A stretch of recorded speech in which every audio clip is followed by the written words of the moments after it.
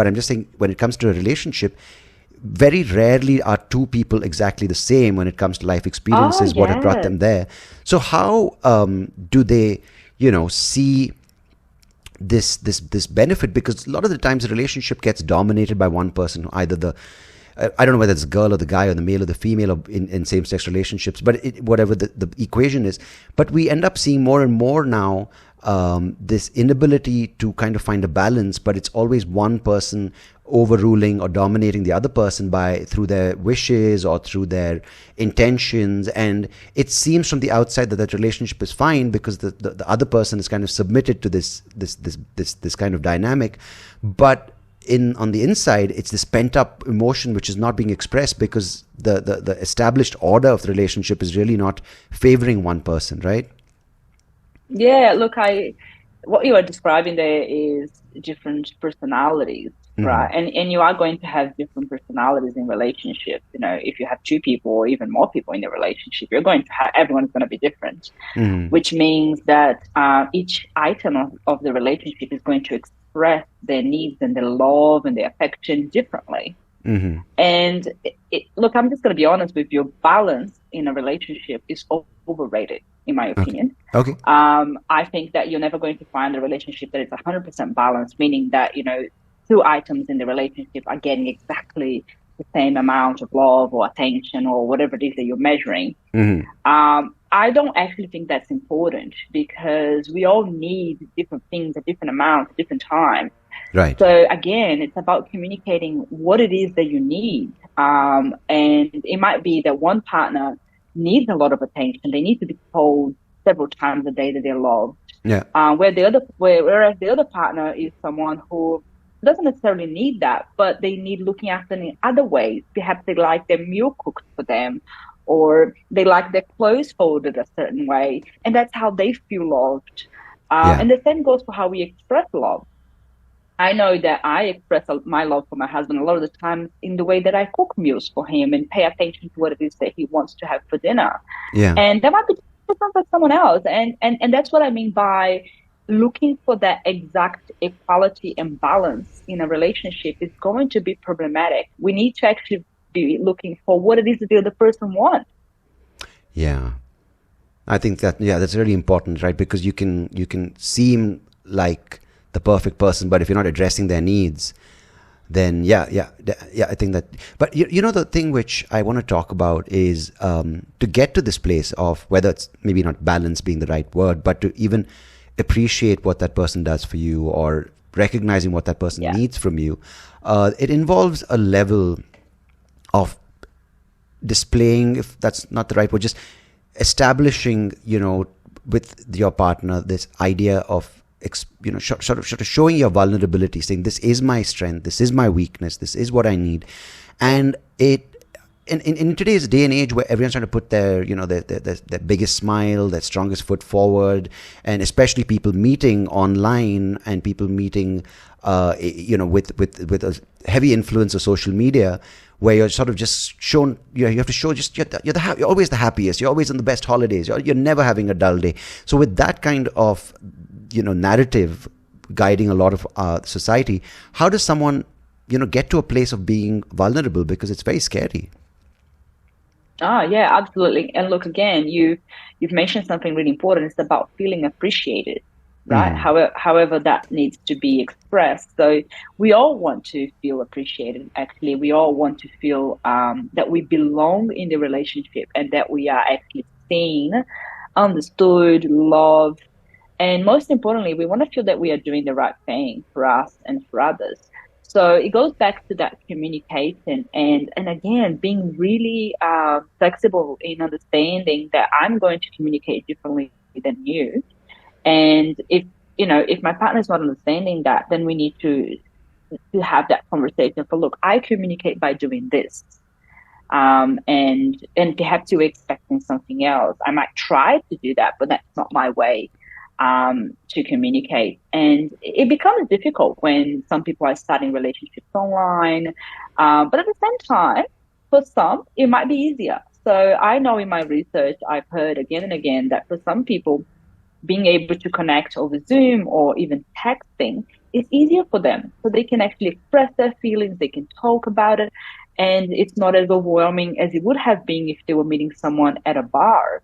So Mm. I talk a lot about having personal insight into who you are as an individual to start with. So if you are someone who is looking for a relationship, but you know the bar is not your scene, and you're not someone who can express yourself physically or verbally, perhaps you are going to be better off online. You are going to be better off in an environment where you can express your feelings in writing, or in an enclosed space where you can be vulnerable. But what about these apps that people meet on, like Tinder or Bumble, where people are, clearly a lot of people are hooking up and seeking partners, maybe, I don't know, short term, maybe long term, or these matrimonial sites, whatever it may be. How does that play into the equation? I think, again, it depends on the motivation for using those apps. And, you will hear people tell you that they are looking for love, and then they Mm. go onto apps and they meet people.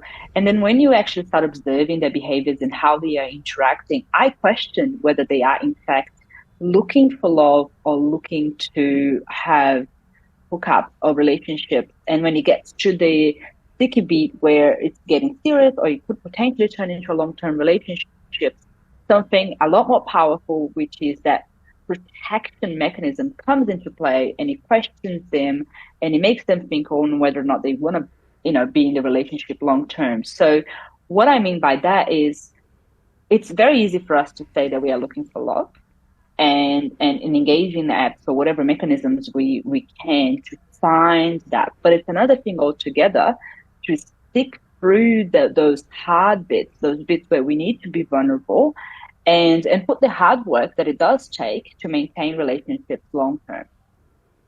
Right, which is a lot of work, and it's not as simple as as it seems sometimes. And the thing is, in today's day and age, we were just talking before we started recording. Everyone wants these concise messages, right? When it comes to how do I, can you give a prescribed way? How do I fall in love? How do I stay in love? How do I not get out of love? So maybe before we go down that path, can you, through your work, what is I mean, there's no easier way of asking this, but what is love? Well, what I can give you, I can't tell you what love is, and I wish I could, because that will be different to everybody, Mm. and to whoever is experiencing that. But what I can tell you is this: what we are looking for as human beings innately, whether we know it or not, is a deep connection with another human being. And that might be one person or two people. We want to feel connected. And we have that desire innately from the moment we are born. It starts with our caregivers. Then for girls, especially, it becomes really prominent in our teenage years that we need to connect with peers. Mm. Then, of course, in adult ages, we are looking for intimate, romantic connections. But throughout our entire lives, we are looking for connections with others. So that's something that that can define love, and love in many different shapes and ways. But one very complex thing that surrounds that search for love is our desire to protect ourselves above all. Mm. So if we feel threatened during the journey at any point, we are going to look at ways of protecting ourselves as a priority to connecting with others. And that's when it becomes difficult to find love or maintain love or feel love. So if you are looking for my quick bite answers to, what it is that we need to do as part of that journey, I can give you that, but that won't, be enough to solve all the issues.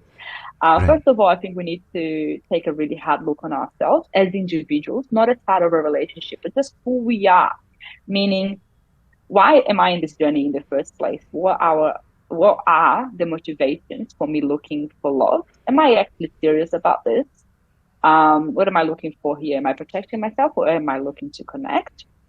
And are there any fears that are going to stand as a barrier in the way for those connections? So that's, I guess, step one is, looking at the mirror, asking those questions, being truthful with who we are, and the, I guess, the scars that we may bring to those connections.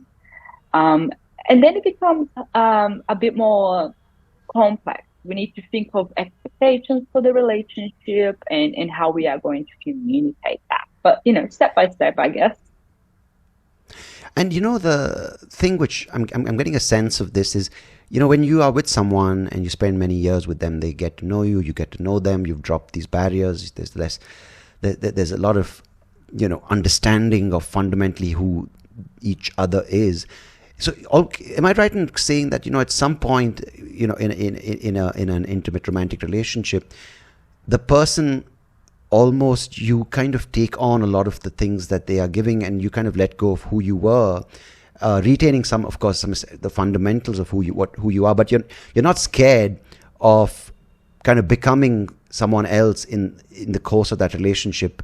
And the person who's your partner also takes on things from you and lets go of something that they were. So as a result, you kind of become two different individuals who've taken from each other and given to each other, and as a result have changed into this new, I wouldn't say new being, but these two new individuals who understand each other and taken on each other in some way. What you're describing is what I would consider a very beautiful part of being connected with another person. I would like to think that as individuals, we are ever evolving, and changing. And that's what I was talking about before, in terms of we are fluid even in ourselves and what we want and who we want to be. But I would like to think that because I do believe that there is always an element of vulnerability in relationships, I'd like to think that, yes, there will be the element of changing and connecting with others that we might describe as give and take. So, yeah, parts of you might be lost in that process, but that's not necessarily a bad thing. I actually do believe that we need to change, and sometimes we need to lose some parts of ourselves that are not working and that wouldn't work with someone else involved in our life. So I think sometimes we attach negative connotations with lost, but in fact there are things that we do need to lose to be able to be healthy with another individual. And again, I don't know what those elements will be for everybody, but it's understanding that as one person you can be many things, but when you connect with another, that's going to take different aspects of your life and personality to be able to be combined with that other being. And in a true healthy relationship, you start to think of yourself as a part of an item as opposed to just one single item. So the thing is, many times, I'm just going to continue on one more point when it comes to intimate relationships, because that's something, I want to move forward from there. When it comes to maybe, husband and wife or partners or whatever you choose to call each other, many times it's not just the two of you, right? There are things that each person is coming to the relationship with, whether it's family, whether it's close friends, whether it's ex-partners, ex-boyfriends and girlfriends, and you have a lot of life that you've lived, and sometimes that can't just be left at the door. It creeps up, and it makes life a lot more fun, with insecurity, with mistrust and interference with other people, and you get jealous because certain relationship with a friend may be stronger or perceived as more intimate, and it might feel like your husband is relying more on that person, might be more close to his or her mother, or she might be close to her brother, whatever it may be, these things. So how does that factor in? Because you in some sense cannot disconnect from that quote unquote network of what you've come to this relationship with, but how do you appreciate that this is something different from that, and how do you make your partner feel, what we have is different from what we've brought to the table? Yeah, no, look, you're absolutely right, and it's a really important acknowledgement to make. It's never going to be just two people in a relationship, and that's why I often talk about it as in terms of items or components of an engagement. And you're right, it might be yourself and your partner, and then you have kids, and then you have parents, and you have friends. And I guess it's looking for that support network that makes your relationship healthy, that actually adds to your relationship as opposed to subtracting. And we all know that there are friends and family members that are not helping our relationship. And Yeah. Yeah. right, there are people in our lives that do not add to our successes, that do not add to the healthiness of our engagements and relationships. And in some cases, it's about letting those go. Mm. But most importantly, it's holding on to the people that support you. Yeah. So we were talking about it before. I'm in Brazil right now. Mm-hmm. And the reason why I'm in Brazil is because I've got a really good support network here. So I have family in Australia, I have family in Brazil. And for me, it means that at different times in my life, when I need different types of support, I will be traveling between those two countries. We can't live without support. And, you know, if I can go back to my previous point, we are often searching for those connections because innately it's what we need. We need to feel that we belong and feel that we are loved. And it's not just romantic love, it's family love, it's parent love, it's, you know, I do believe it's not possible to be alone in that journey. We need others.